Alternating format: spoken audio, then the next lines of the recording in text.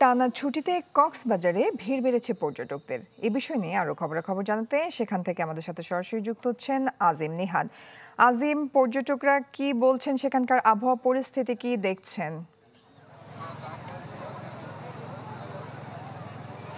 আবহাওয়া পরিস্থিতি সকাল থেকে স্বাভাবিক রয়েছে। আমরা গতকাল বৃষ্টি দেখেছিলাম, কিন্তু আজকে সকাল থেকে কোনো ধরনের বৃষ্টিপাত দেখা যায়নি। যদিও দুপুরের দিকে কিছুটা আকাশ মেঘলা হয়েছিল, কিন্তু বৃষ্টি হয়নি। এবং আমরা আবহাওয়া বিশ্বাসের থেকে কথা বলেছি, তারা যেটা বলছেন যে আগামী টানা আরও ২-১ দিন এরকমভাবেই থাকবে। কিন্তু আজকে বৃষ্টির সম্ভাবনার কথা বলা হলেও বৃষ্টি হয়নি। সে কারণে কক্সবাজারে টানা ছুটিতে, পূজা ছুটি মিলিয়ে যে টানা ছুটিতে হাজার হাজার পর্যটক অবস্থান করছেন, তাদের কোনো কিছুতেই খুব একটা ব্যাক পেতে হয়নি বা ভোগান্তিতে পড়তে হয়নি। ফলে তারা খুব স্বাচ্ছন্দ্যভাবে এই পুরো কক্সবাজারের যে দীর্ঘ সমুদ্র সৈকত সেখানে ঘুরে বেড়াচ্ছেন। আমরা সকাল থেকে কক্সবাজারের যে গুরুত্বপূর্ণ পয়েন্টগুলো রয়েছে, কলাতলি, সুগন্ধা, লাবণী, যেখানে হাজার হাজার পর্যটক একই সঙ্গে নেমে তারা গোসল করেন, কেউ আবার ঘোড়ায় চড়েন, কেউ কিটকট চেয়ারে বসেন, নানাভাবে তাদের সময়গুলো ফ্রেমবন্দি করেন। আমরা সেই দৃশ্যটি সকাল থেকেই দেখতে পাচ্ছি। তবে বেলা গড়িয়ে সন্ধ্যা গড়িয়ে আসার সাথে সাথে এখানে আমরা যেটি দেখছি যে পর্যটকের ভিড় আরও বেশি বেড়ে যাচ্ছে। একই সাথে শুধুমাত্র পর্যটক নয়, এর পাশাপাশি স্থানীয়রাও সেখানে উপস্থিত হচ্ছেন, কক্সবাজারের বিভিন্ন জায়গা থেকে আসছেন। ফলে এখন বলা চলে যে কক্সবাজার সমুদ্র সৈকতের কোথাও কোথাও ঠিক একটা জায়গা নেই। এবং ব্যবসায়ীরা যেটি বলছেন, টানা ছুটিতে তারা বেশ সাড়া পেয়েছে এবং কোনো ধরনের এখন পর্যন্ত কোনো দুর্ঘটনার খবর তাদের কাছে নেই। যদিও কিছু কিছু হোটেল এবং রেস্টুরেন্ট নিয়ে পর্যটকদের অভিযোগ রয়েছে যে তারা প্রথম দিকে এসে হোটেল পায়নি এবং হোটেল পেতে অনেকটা ব্যাগ পেতে হয়েছে, এবং যেই হোটেলগুলোর দাম ৩ থেকে ৬ হাজার টাকা ছিল, সেগুলোর দাম দ্বিগুণ রাখা হচ্ছে কোথাও কোথাও।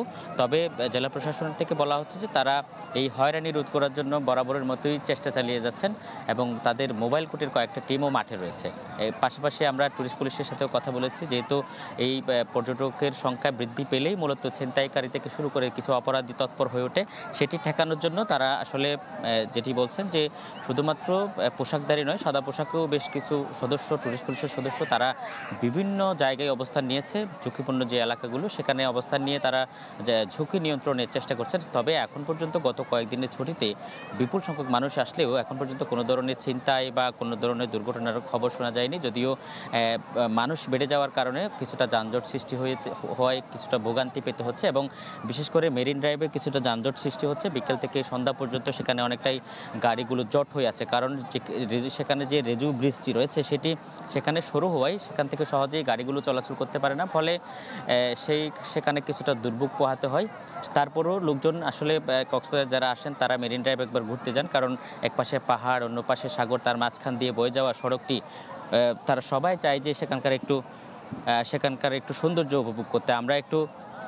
আমি একটু আমার সহকর্মীকে বলবো একটু আমরা যেন সমুদ্রের দিকে ক্যামেরাটা নিয়ে যাই। একই পাশাপাশি যেটি বলছিলাম যে রামু বৌদ্ধ মন্দির সহ মহেশখালীর আদিনাথ মন্দির, কীভাবে কক্সবাজারের ডুলাজারা সাফারি পার্ক সহ যে কয়েকটি দর্শনীয় স্থান রয়েছে সেখানেও কিন্তু লোকজন ছুটে যায়। সেখানেও প্রচুর পর্যটকের উপস্থিতি গত কয়েকদিনে লক্ষ্য করা গেছে, এবং সেখানে আমরা তাদের সাথেও সেখানকার কর্তৃপক্ষের সাথেও কথা বলেছি। তারাও যেটি বলছেন যে তারা এই কয়েকদিনে তাদের মধ্যেও অনেকটা চাপ সৃষ্টি হয়েছে, কিন্তু সেই চাপ নিয়ন্ত্রণের জন্য তারা নানা ধরনের উদ্যোগ নিয়েছেন। ফলে কোনো ধরনের অনাকাঙ্ক্ষিত ঘটনা ছাড়াই কক্সবাজারে টানা কয়েকদিনের যে ছুটি সেগুলো পর্যটকরা উপভোগ করছেন। এবং একই সাথে কক্সবাজারের শহরের যে পরিস্থিতি, কিছু কিছু জায়গায় দাম বৃদ্ধি রাখার কথা বলা হচ্ছে, আর কিছু কিছু জায়গায় বলা হচ্ছে গাড়ি পরিবহন নিয়ে হয়রানির কথা। সব মিলিয়ে এখন পর্যন্ত বড় ধরনের কোনো অনাকাঙ্ক্ষিত ঘটনা ছাড়াই আজকে শুক্রবারের এই পরিস্থিতি যাচ্ছে।